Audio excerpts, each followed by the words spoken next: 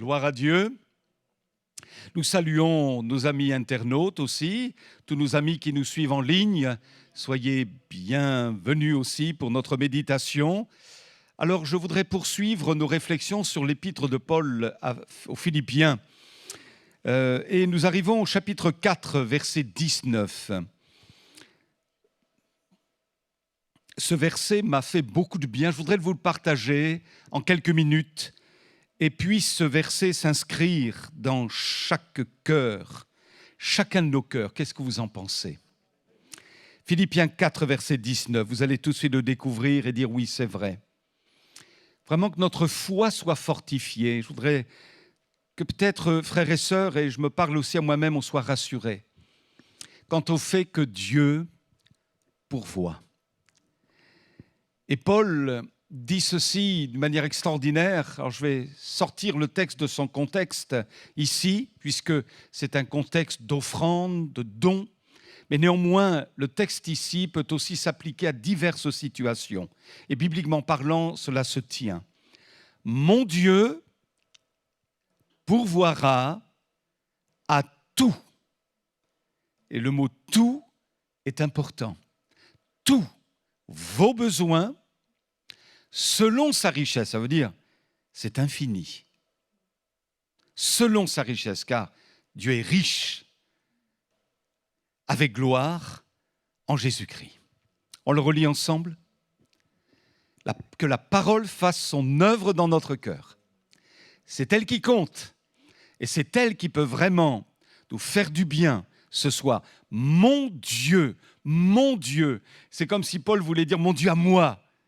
Et c'est votre Dieu, c'est mon Dieu, c'est notre Dieu. Oui, mon Dieu. Alléluia, nous le croyons, nous le confessons, nous le proclamons.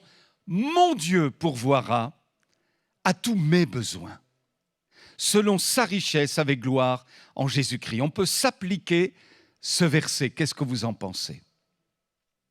Quelle merveilleuse promesse, très simple, mais ô combien importante, qui peut avoir un impact pour chacun de nous, parce que nous sommes faits de chair, et la chair fait qu'il y a des inquiétudes. Et si au milieu de nous, je faisais un sondage en disant « mais qui n'est jamais inquiet ? Qui ne se pose jamais de questions ? Qui n'est jamais déstabilisé dans sa foi, dans son cheminement avec Jésus ?» Personne ne pourrait lever la main. On comprend bien. Il y a parfois des angoisses, il y a des craintes, il y a des inquiétudes, il y a des appréhensions. La foi n'ôte pas notre humanité, nos émotions, nos ressentis. Mais béni soit Dieu, il y a l'Esprit de Dieu qui canalise tout cela. Il y a la parole de Dieu qui nous sanctifie, qui nous délivre. Et Dieu dit, je pourvois. Je pourvois. Et nous avons dans la Bible un texte formidable, un récit extraordinaire qui illustre merveilleusement cette vérité. Et ce récit est consigné dans le livre de la Genèse au chapitre 22. Vous vous souvenez, lorsque Dieu dit une chose tout à fait étrange à Abraham. Vous en souvenez ? Abraham, donne-moi ton fils. Offre-le en sacrifice. Lui, l'enfant de la promesse, qui a à peu près 30 ans à cette époque-là, l'enfant de la promesse, l'enfant tant attendu, offre-le en sacrifice. Alors évidemment, nous pourrions tous nous poser la question, mais comment se fait-il que Yahvé, le Dieu d'Abraham, ait fait une telle demande ? Lui qui se démarque dans l'absolu des divinités païennes, qui réclamaient des sacrifices humains. Mais Dieu n'est pas ainsi, vous êtes d'accord avec moi, l'Écriture est claire. Dieu n'accepte pas les sacrifices humains. Alors pourquoi le Seigneur a-t-il fait une telle demande à Abraham ? Eh bien tout simplement parce que Dieu voulait déjà, dans le livre de la Genèse, nous faire comprendre qu'il fallait effectivement, au temps marqué par lui, un sacrifice humain. Et pas n'importe quel homme, mais le Fils de Dieu. Ce ne serait pas Isaac qui va être sacrifié.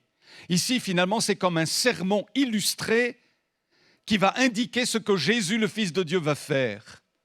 Lui va accepter le sacrifice. Lui va être immolé, lui va être sacrifié sur la croix. Il fallait qu'un humain, et cet humain c'est Jésus le parfait, donne sa vie, livre sa vie en sacrifice pour chacun de nous. Mais voyez-vous, lorsque Dieu a fait cette demande à Abraham, « Donne-moi ton fils, ton unique, le fils de la promesse », ce qui est stupéfiant, c'est que Abraham ne résiste pas. Je ne sais pas ce que vous auriez fait, je ne sais pas ce que j'aurais fait, enfin si je sais. J'aurais dit non. Je pense, dans mon humanité, je pense que j'aurais dit non. En tout cas, j'aurais résisté. J'aurais dit non, c'est pas possible, Seigneur. Pas mon fils, pas mon unique, pas celui de la promesse. Non, non, non. Mais on ne voit pas dans le texte biblique une telle réaction de la part d'Abraham et c'est absolument stupéfiant. Abraham a obéi et non seulement, vous remarquerez en relisant ce texte, il a obéi, mais il est resté confiant. Et c'est ça qui est absolument extraordinaire. Il est resté confiant, alors qu'il a parcouru un certain nombre de kilomètres du lieu où il était. Lorsque le Seigneur lui a dit de donner son fils, il fallait faire à peu près 80 kilomètres. Et puis il arrive à la montagne dite de Morija, là où il y aura plus tard l'édification du temple de Jérusalem. Et c'est au pied de cette montagne que Abraham va dire à ses serviteurs ceci: « Restez ici. » Le jeune homme, c'est-à-dire mon fils Isaac et moi, nous irons là-haut pour adorer, puis, écoutez bien, nous, moi et mon fils, nous reviendrons près de vous. Est-ce qu'il est en train de mentir? Non. Non. Est-ce qu'il est en train de s'illusionner? Est-ce qu'il fait des hallucinations à cause de la puissance de cette épreuve? Non. Il est vraiment dans la confiance. Il ne sait pas ce qui va se passer. Il ne sait pas. Mais il sait qu'il va se passer quelque chose émanant de Dieu. Il le sait.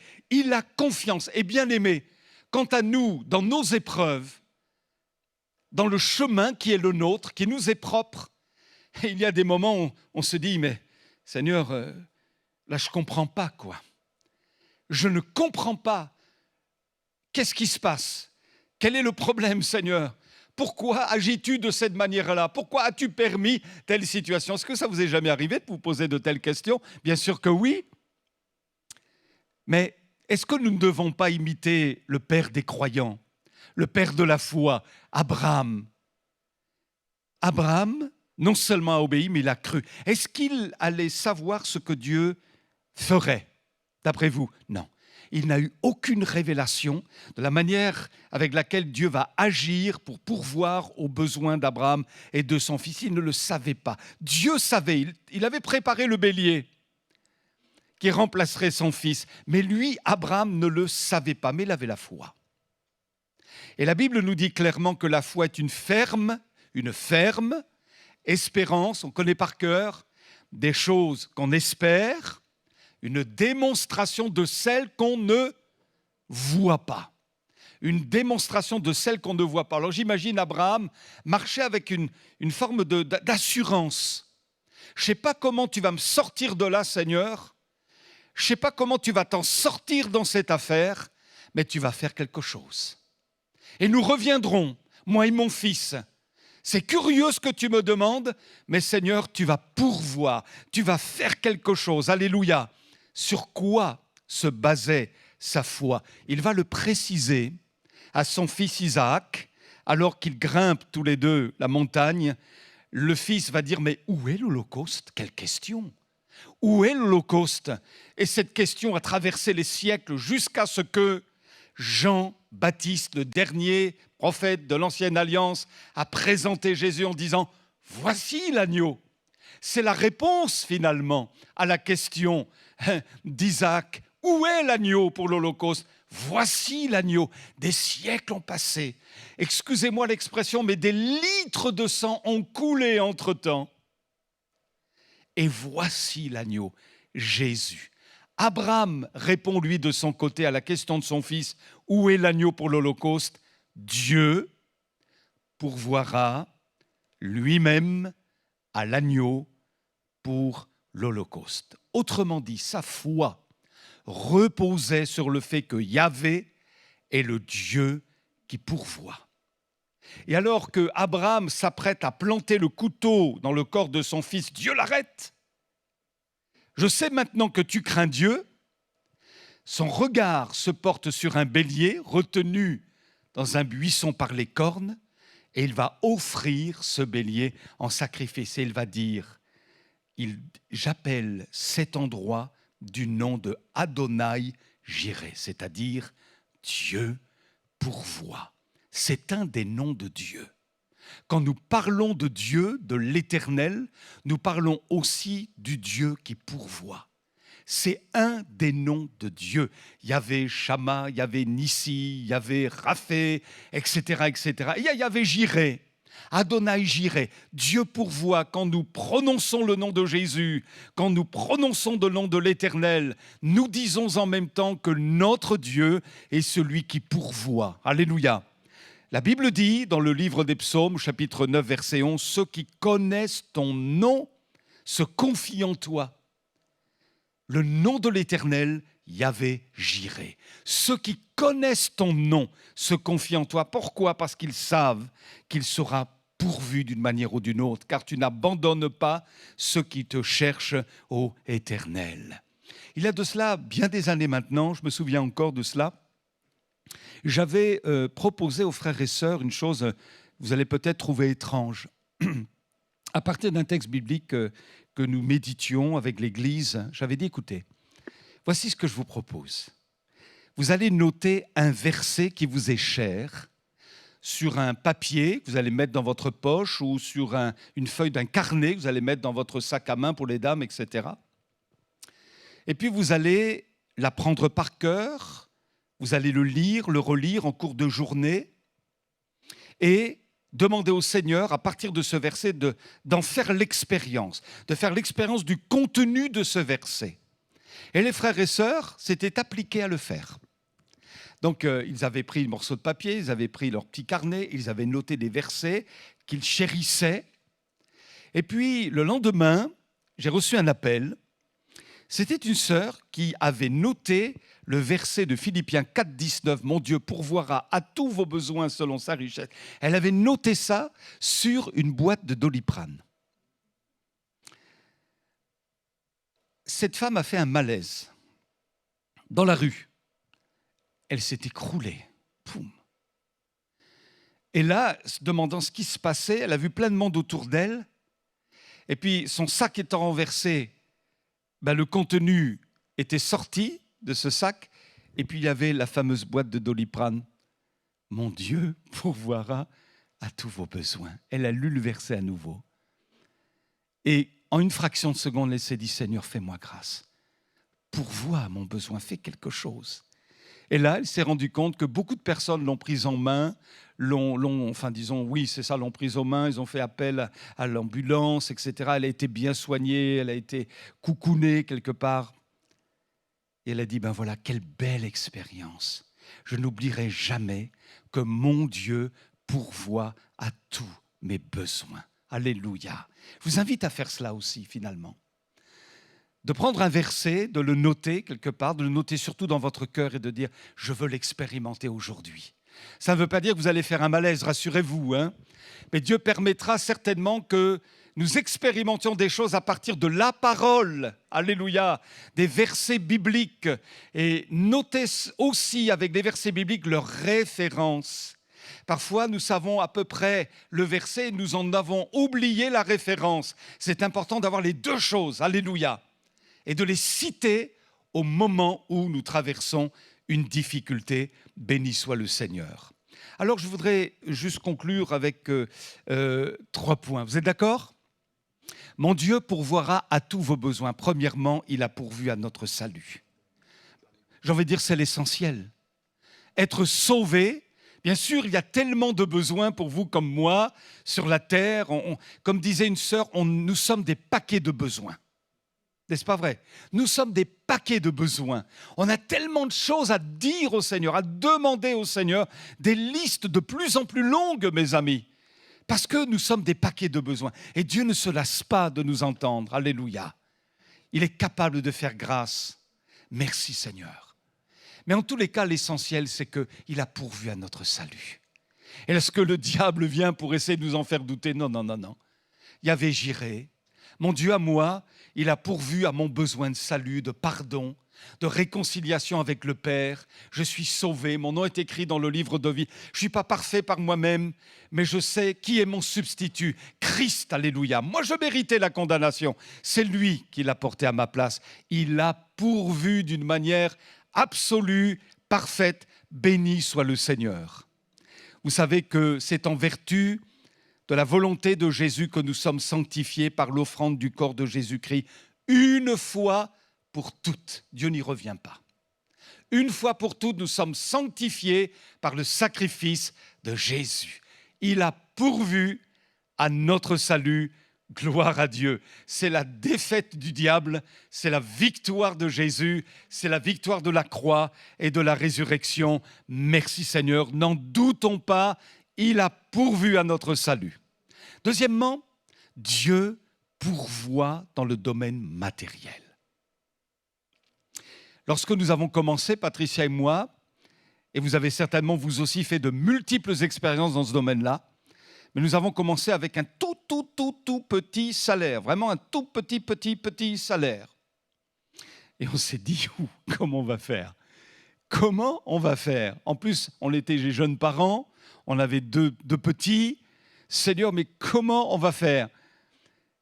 Et vraiment, on rend témoignage à notre Dieu, il a pourvu à tous nos besoins. À tous nos besoins. Nos enfants étaient vêtus comme des petits princes. Parce qu'on nous donnait des vêtements, parce que dans la famille, on se redonnait les vêtements des autres bébés, parce que ceci, parce que cela, parce qu'on allait là où il fallait aller les chercher, les vêtements. Enfin bref, on a toujours trouvé des astuces. Dieu nous conduisait ici, Dieu nous conduisait là. Dieu pourvoyait. Alléluia. Et finalement, nos enfants n'ont pas été frustrés en comparaison des petits copains de l'école.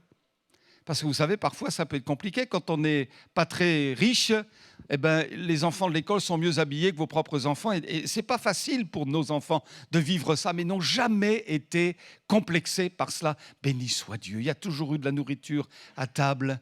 Il y a toujours eu des vêtements. Merci. Vraiment, on dit merci Seigneur. Tu as pourvu, tu as pourvu, tu as pourvu. Et combien de témoignages n'avons-nous pas entendus de frères et de sœurs qui, dans la difficulté, ont été bénis parce que la règle, elle est celle-là, Dieu pourvoit. Je n'ai jamais vu, dit David, le juste abandonné, ni mendier son pain. Celui qui se confie en l'Éternel, béni soit Dieu. Je suis sûr que vous lèveriez la main en disant « Oh, moi aussi, frère, moi aussi, Dieu a merveilleusement pourvu, a tellement de besoins. » D'ailleurs, Jésus ne dit-il pas « Ne vous inquiétez pas. Ne vous inquiétez pas pour votre vie, de ce que vous mangerez, ni pour votre corps, de quoi vous serez vêtus. La vie, d'ailleurs, n'est-elle pas plus que la nourriture, le corps plus que le vêtement? Regardez les oiseaux du ciel. Ils ne sèment, ni ne moissonnent, n'amassent rien dans les greniers. Votre Père Céleste les nourrit. Ne valez-vous pas beaucoup plus qu'eux? Qui de vous, par ses inquiétudes, peut ajouter une coudée à la durée de sa vie? Pourquoi vous inquiétez au sujet du vêtement? Considérez comment croissent les lys des champs. Ils ne travaillent ni ne filent. Cependant, je vous dis que Salomon même, dans toute sa gloire, n'a pas été vêtu comme l'un d'eux. Si Dieu revêt ainsi l'herbe des champs qui existe aujourd'hui et qui demain sera jetée au four, ne vous vêtira-t-il pas? Plus forte raison, gens de peu de foi. Ne vous inquiétez donc pas. Que mangerons-nous? Que boirons-nous? De quoi serons-nous vêtus? C'est comme si Jésus disait, mais je pourvoirai. Amen. Je pourvoirai, Seigneur. Je veux garder ce verset dans mon cœur. Mon Dieu pourvoira à tous mes besoins selon sa richesse. Amen. Ça, on peut l'apprendre par cœur. On le connaît déjà par cœur. Mais c'est bon de l'apprendre par cœur, de le redire à Dieu dans des situations particulières. Et voyez-vous, le Seigneur permet parfois que tout ne tourne pas rond, excusez-moi l'expression, dans nos vies. Parce que finalement, si le tapis rouge nous était déroulé, depuis notre conversion, nous n'aurions pas fait beaucoup d'expériences avec Dieu. Mais Dieu permet parfois que nous rencontrions des situations compliquées, des situations difficiles auxquelles nous ne nous attendions pas. Pourquoi? Pour que nous fassions des expériences avec le Seigneur, pour que la parole prenne tout son sens, pour que toutes les promesses de la parole de Dieu prennent du relief pour chacune de nos vies. Et quelle richesse dans l'Église! Nous avons tellement de choses à dire à Dieu, à raconter à la génération qui vient et de pouvoir confirmer que ce que Dieu dit dans sa parole, nous le vivons. Nous l'avons vécu, peut-être pas toutes les promesses, mais on en a vécu quand même un certain nombre, vous et moi. Alléluia. Et chacun pour notre part, en complémentarité les uns avec les autres. On a tellement fait d'expériences avec Dieu. Dieu dit vrai, il pourvoit. Amen. Et puis je conclus, Dieu pourvoit troisièmement. Premièrement, pour notre salut. Deuxièmement, dans le domaine matériel. Troisièmement, quand nous traversons de grandes épreuves, Dieu pourvoit. Est-ce que vous aimez le livre de Naoum? Répondez pas tous à la fois. Ce n'est pas forcément un livre qu'on lit comme ça habituellement. Bon, mais je vous invite quand même à lire toute l'Écriture. Et Naoum a des choses à nous dire. Et donc, au chapitre 1, versets 6 à 8, il y a un texte que j'ai souligné dans ma Bible, dans le livre de Naoum. Et c'est intéressant parce qu'au verset 6, vous avez vraiment la tornade, si je peux m'exprimer ainsi. Ça souffle fort, c'est dur. Au verset 8, encore, ça souffle fort, c'est dur. Et puis au milieu, vous avez la paix, la bénédiction. La promesse de Dieu, la bénédiction de l'Éternel. Je vous le lis, verset 6. Qui résistera devant sa fureur? Qui tiendra contre son ardente colère? Sa fureur se répand comme le feu, les rochers se brisent devant lui. Oh, c'est dur. Verset 7. L'Éternel est bon. C'est vraiment tout à fait en contraste avec le verset précédent. Il est un refuge au jour de la détresse. Il connaît ceux qui se confient en lui. Verset 8, changement de tonalité. Mais avec des flots qui déborderont, il détruira la ville et il poursuivra ses ennemis jusque dans les ténèbres. Ça veut dire quoi ce texte? Ça veut dire que le monde va mal, que le monde est mal, parce qu'il est sous le coup du jugement de Dieu. Mais au cœur de cette situation, alors que le vent de la colère de Dieu se répand sur les nations, il y a un peuple qui fait exception, qui est au cœur des versets. Entre le verset 6 et le verset 8, il y a le verset 7, et j'ai envie de dire, l'Église s'inscrit dans ce verset 7. Mon frère, ma sœur, tu t'inscris dans ce verset 7. Alors que ça souffle partout autour, toi tu peux dire, l'Éternel est bon, il est un refuge au jour de la détresse. Il connaît ceux qui se confient en lui. Gloire à Dieu. Et c'est là que se marque notre différence avec le monde dans lequel nous vivons. Le peuple n'est pas forcément épargné par les épreuves, mais il y a, et je m'exhorte là, vraiment, une sécurité en Christ, une assurance en Christ, une bénédiction en Christ. Pourquoi ? Parce que Dieu pourvoira à tous nos besoins. On le croit ou on ne le croit pas, frères et sœurs? Je veux vraiment qu'on s'exhorte les uns les autres. Et je veux vraiment que ce verset biblique pénètre mon cœur davantage encore qu'il ne l'a fait. Je dois marcher, nous devons marcher avec assurance, car Dieu pourvoira à tous nos besoins. Amen. Vous savez, parfois, on essaie de s'encourager en disant « Ouais, mais vous savez, le Seigneur ne va pas au-delà de nos forces. » C'est vrai? On va lire ensemble un dernier texte, 2 Corinthiens, chapitre 1, versets 8 à 11. Vous tenez bon? Voici ce que dit Paul, 2 Corinthiens 1, versets 8 à 11. « Nous ne voulons pas en effet vous laisser ignorer, frères, au sujet de la tribulation qui nous est survenue en Asie, que nous avons été excessivement accablés. » Tiens donc, excessivement accablés, au-delà de nos forces. Et c'est vrai que parfois, il y a des choses qui nous tombent dessus, qui nous dépassent, qui nous accablent au plus haut point. Et Paul le dit en toute transparence, de sorte que nous désespérions même de conserver la vie. Et nous regardions comme certains notre arrêt de mort, afin de ne pas placer notre confiance en nous-mêmes, mais de la placer en Dieu, qui ressuscite les morts. C'est une manière de dire, je me repose sur mon Dieu qui pourvoira à tous mes besoins. Et alors au verset 10, il dit, mais c'est lui le Seigneur qui nous a délivrés. Et qui nous délivrera d'une telle mort? Lui de qui nous espérons qu'il nous délivrera encore? C'est-à-dire que Dieu a pourvu en apportant la délivrance. Et verset 11, vous-même aussi, vous nous avez assisté de vos prières. Dieu a pourvu en suscitant pour Paul et ses compagnons des intercesseurs. Dieu pourvoit à tout, alléluia. Et quand bien même nous nous sentirions particulièrement seuls, les plus seuls que porte la terre, non. Dieu pourvoira en suscitant des intercesseurs, en suscitant des amis chrétiens, en suscitant des circonstances qui vont faire que nous allons voir la bénédiction de Dieu, la grâce de Dieu, le soutien du Seigneur, que son nom soit béni. Alors je conclus. En vous donnant cette image qui peut-être va vous aider comme elle m'a beaucoup aidé, en même temps qu'Abraham traversait son épreuve, je reviens à lui, en gravissant un versant de la montagne de Morija. Vous l'imaginez avec son fils, grimpant la montagne l'un et l'autre, tout ce qui se passait dans le cœur et dans les raisonnements d'Abraham, vous imaginez la tension, la pression que c'était pour lui. Il était dans la foi, nous l'avons dit, mais il ne savait pas comment le Seigneur allait l'en sortir dans cette affaire. Il ne savait pas du tout. Il monte donc, il traverse cette épreuve, et de l'autre côté, sur l'autre versant de la montagne, nous pouvons supposer que Dieu faisait monter la solution. Le bélier. Abraham ne voyait pas la solution. Il était dans la foi, dans la confiance, sachant que Dieu pourvoirait à son besoin.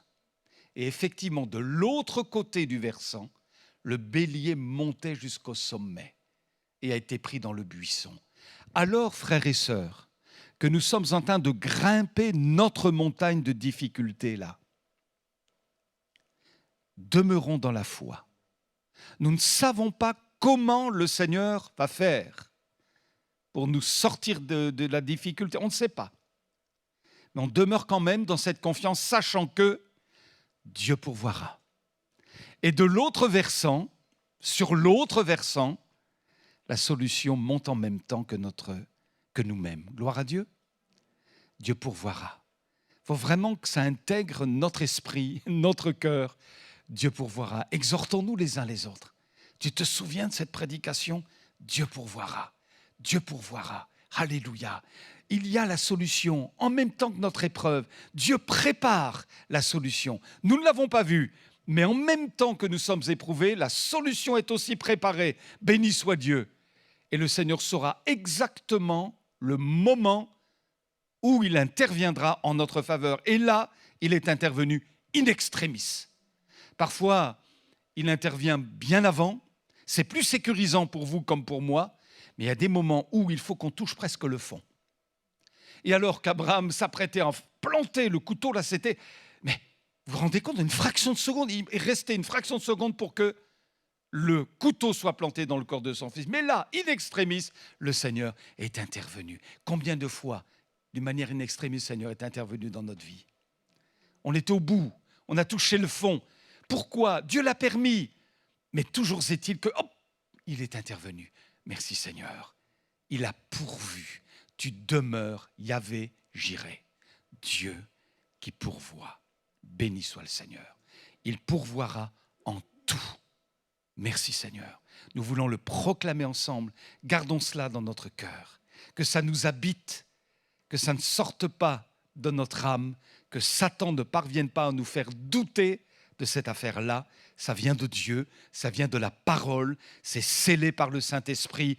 Dieu, tu pourvoiras. Mon Dieu pourvoira à tous mes besoins selon sa richesse. Je n'en démords pas, je le confesse, je le proclame. Béni sois-tu. Amen. Merci Seigneur pour ces moments. Merci pour ce partage tout simple, mais ô combien vrai. Et Seigneur, on a vraiment besoin de grandir dans le domaine de la confiance, car tu sais que ce n'est pas facile pour nous toujours, pour les uns, pour les autres. Il y a des épreuves qu'on ne comprend pas, comme Abraham ne pouvait pas comprendre pourquoi tu lui avais demandé de donner son fils en sacrifice. Seigneur, on grimpe nous aussi nos montagnes, mais on veut comprendre et proclamer que de l'autre côté, la solution monte avec nous. Alléluia. Merci Seigneur pour ta vérité qui triomphe, qui nous affranchit, qui brise nos chaînes d'incrédulité, nos liens. Seigneur, à toi la gloire. Libère-nous, alléluia, de toute pression, de toute tension, en sachant que notre foi demeure sur le fait que tu pourvoiras à tous nos besoins en ton temps, Seigneur. Alléluia. Oh, tu n'es pas un fils d'homme pour mentir, Seigneur. Tu dis la vérité. Et nous l'avons expérimenté les uns les autres, si souvent, mais tu vas encore nous donner de faire d'autres expériences dans ce domaine. À toi la gloire. À toi la gloire. Oh, renouvelle notre confiance en toi. Dans le nom de Jésus, notre Sauveur. Amen. Amen. Alléluia.